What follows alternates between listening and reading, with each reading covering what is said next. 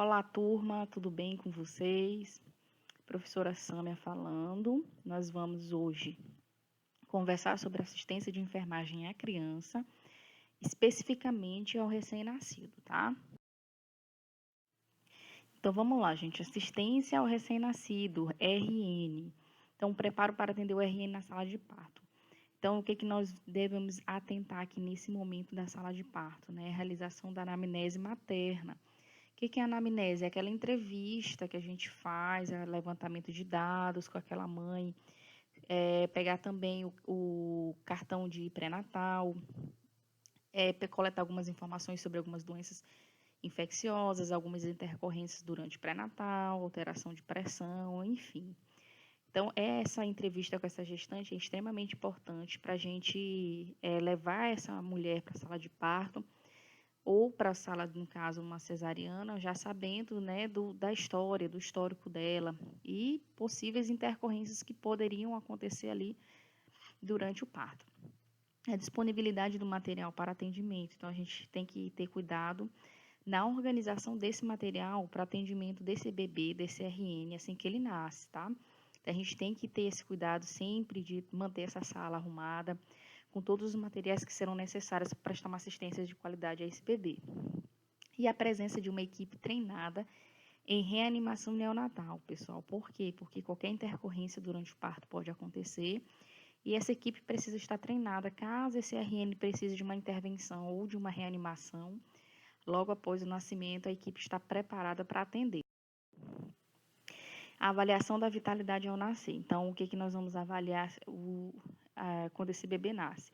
Essa gestação foi a termo? O que é uma gestação a termo? Nós vamos ver mais na frente essas terminologias específicas, tá bom? De um bebê a termo, pré-termo e pós-termo, tá? Então, a gestação a termo é aquela em que ocorre no período adequado, tá? Esse bebê, ele vai nascer em torno de 37 semanas até 41 semanas e 6 dias. Isso é uma gestação a termo, ou seja, ela está dentro do período normal de que aquela mulher está gestando, tá?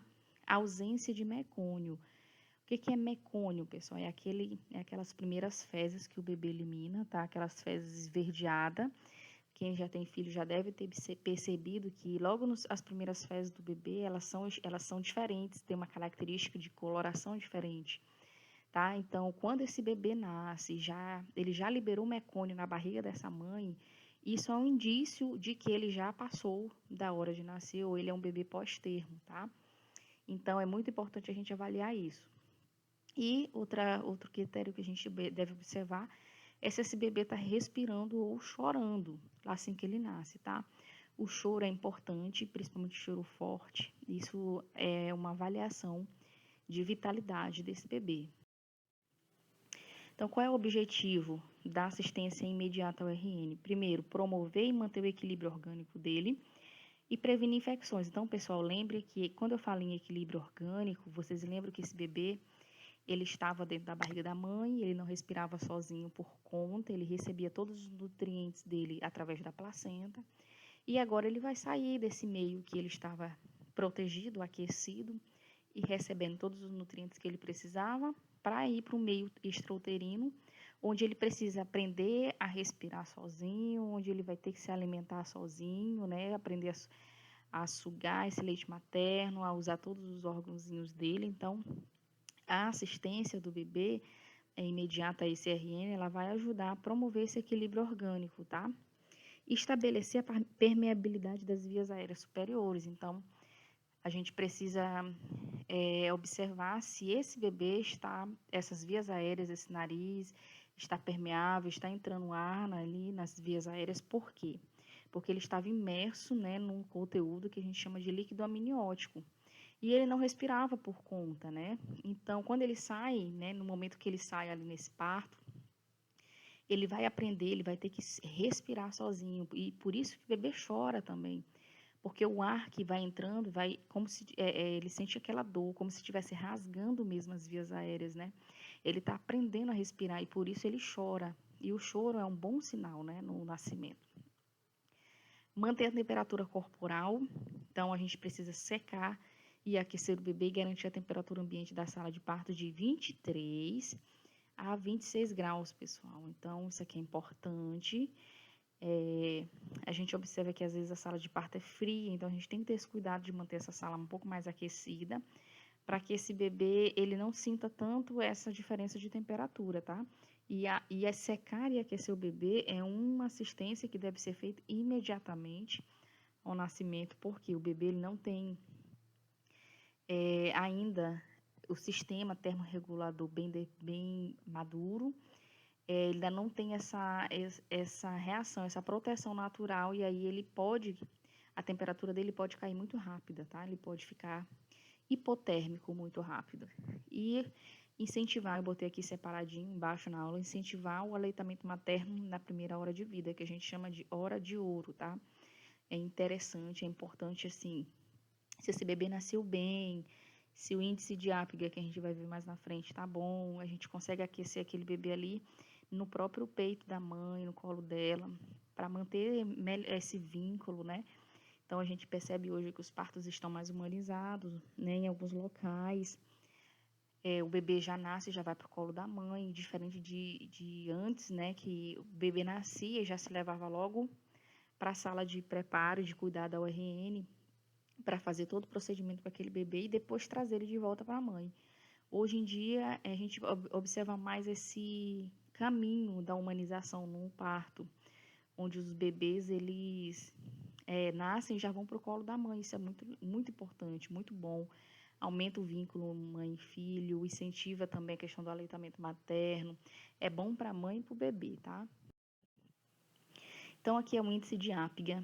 Esse índice de ápiga, ele vai medir, ele vai dar um parâmetro de como esse bebê está se adaptando à vida extrauterina, tá? Então, o índice de ápiga, muita sala de parto, eles colocam essa tabelinha na parede, na sala de parto ou de cuidado da URN, para que a gente tenha sempre ali visualmente, né, essa tabelinha, para poder fazer essa mensuração, tá?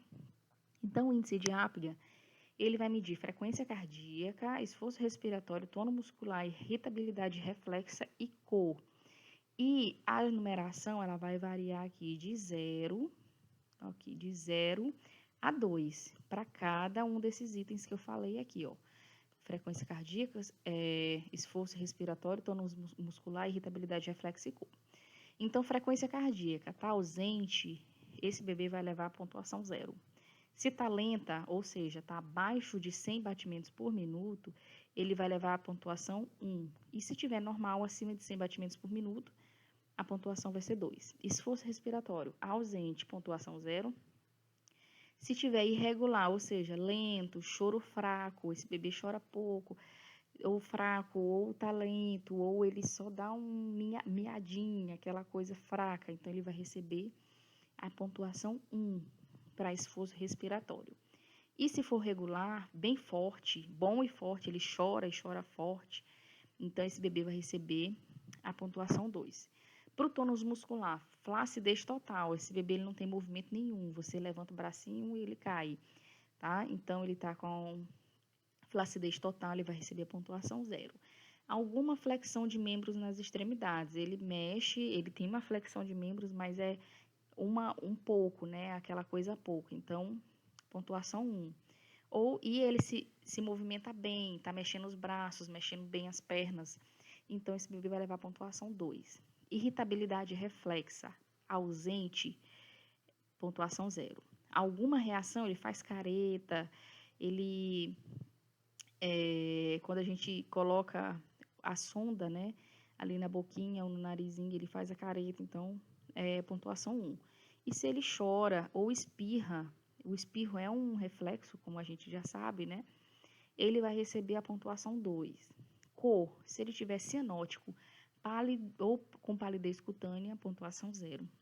Se tiver com corpo rosa ou extremidades cianóticas, pontuação 1. E se ele estiver completamente rosa, pontuação 2. Esses parâmetros, eles devem ser avaliados no primeiro e no 5º minuto de vida, viu, gente? Então, assim que o bebê nasce, logo no primeiro minuto, a gente vai fazer esse índice de ápiga, vai medir ali, vai dar uma pontuação, e no 5º minuto a gente repete essa avaliação novamente. Caso a pontuação esteja abaixo de 7, no 5º minuto, o RN deve ser avaliado a cada 5 minutos até completar 20 minutos de vida.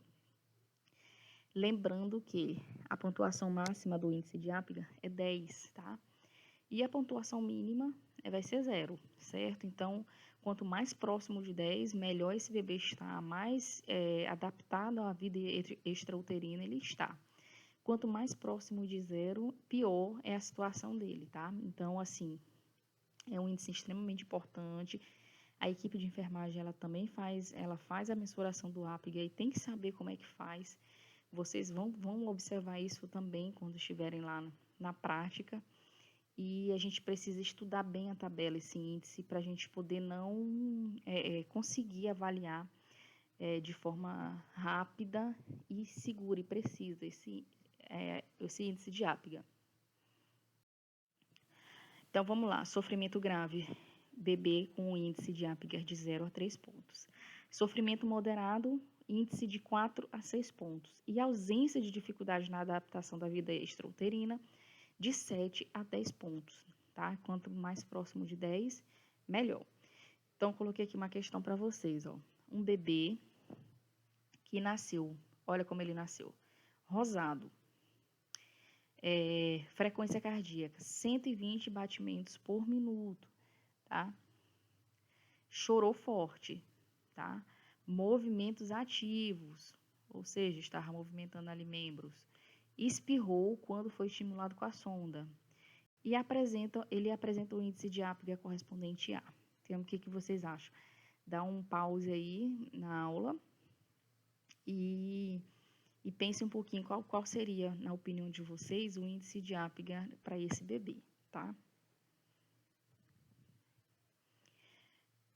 Então, vamos lá.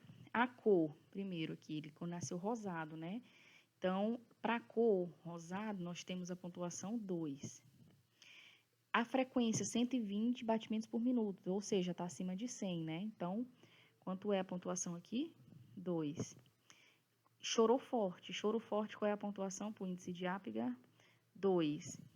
Movimentos ativos, ou seja, ele está se movimentando bem, fazendo movimentos ativos, qual é a pontuação? 2.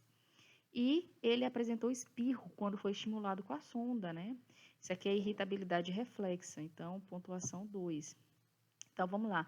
Pontuação 2 para cor, pontuação 2 para frequência cardíaca, pontuação 2 para esforço respiratório, pontuação 2 para tônus muscular e pontuação 2 para irritabilidade reflexa, que foi espirro.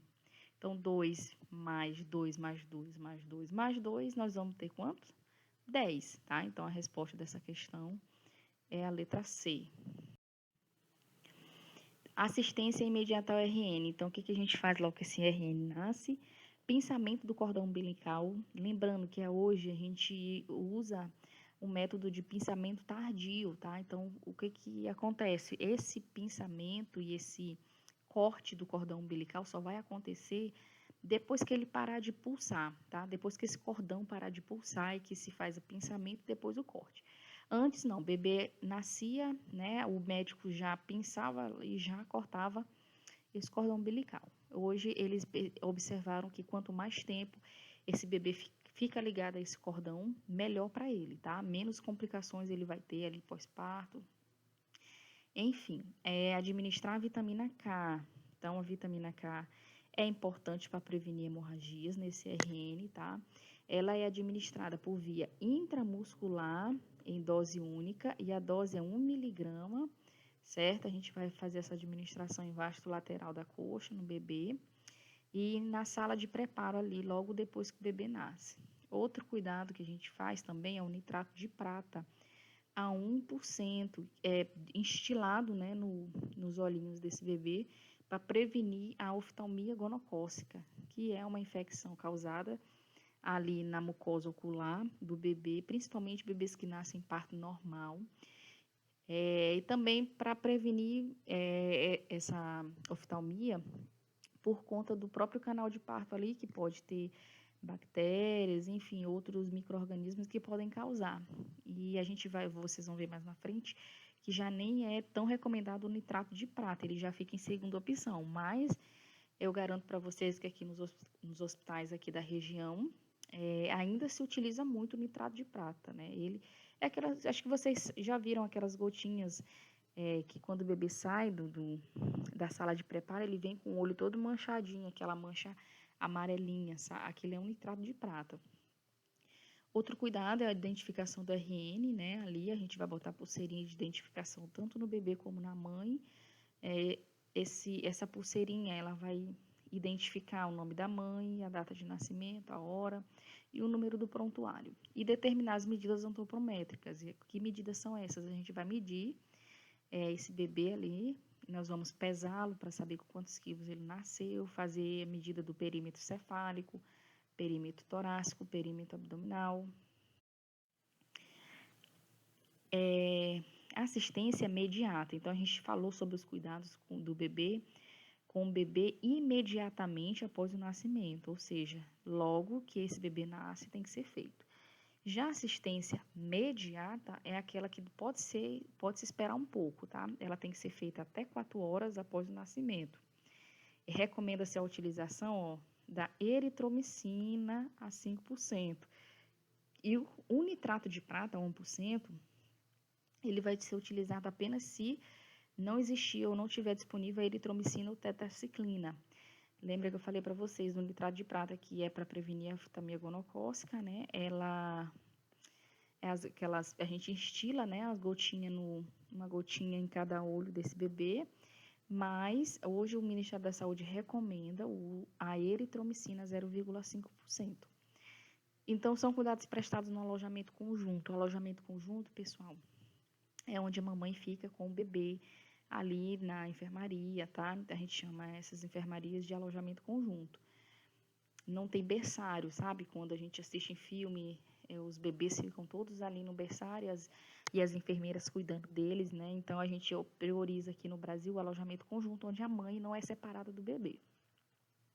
Então, por que a gente tem que evitar a separação mãe e filho na primeira hora depois do nascimento, para procedimentos de rotina, como pesar, medir, dar banho. Então, o bebê nasceu, esses cuidados de pesar, cuidados de administração da vitamina K, o nitrato de prata, tudo isso pode esperar um pouquinho. Então, a gente pode deixar que esse bebê fique um pouco mais ali com a mãe, tá? A imunização da BCG e hepatite B também é um cuidado imediato, pode aguardar algumas horinhas depois do nascimento, tá?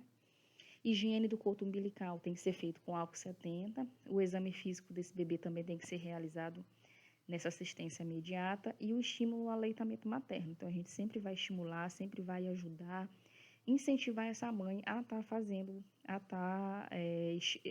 o aleitamento materno. Então, conceito de classificação do RN. Então, recém-nascido, ele é toda criança nascida viva, com até 2 de vida extrauterina. Desculpa, gente. Tá errado houve um erro aqui de digitação. Então, é toda criança nascida viva com até 28 dias de vida extrauterina. Então, corrijam aí para vocês nas anotações, tá? Então, o bebê de 0 a 28 dias de vida, ele é considerado RN, ou seja, recém-nascido. A partir de 28 dias, ele já não é mais considerado um RN, tá? Então, a classificação desse bebê, a classificação ela pode ser em torno de, pode ser de acordo com a idade gestacional ou peso ao nascer.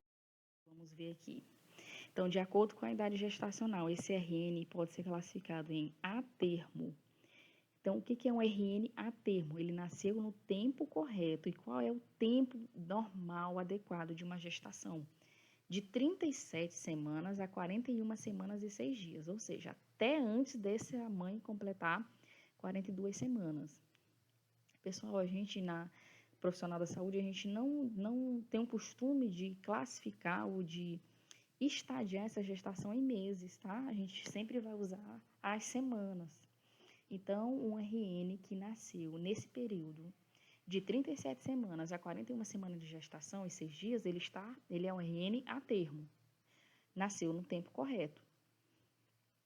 Já um RN pré-termo, ele nasce até 36 semanas e 6 dias. Então, antes de completar as 37 semanas, ele já nasceu. Nasceu nesse período, ele já é um pré-termo, ou seja, nasceu pré-maturo, tá? Então, a gente usa a terminologia pré-termo.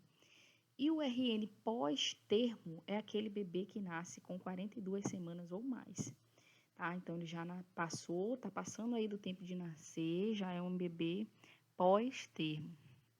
A criança que nasce com peso menor que 2.500 gramas ou 2,5 kg, ela é considerada baixo peso, tá? Então, baixo peso menor que 2.500, muito baixo peso menor que 1,5 kg e extremo baixo peso menor que 1 kg.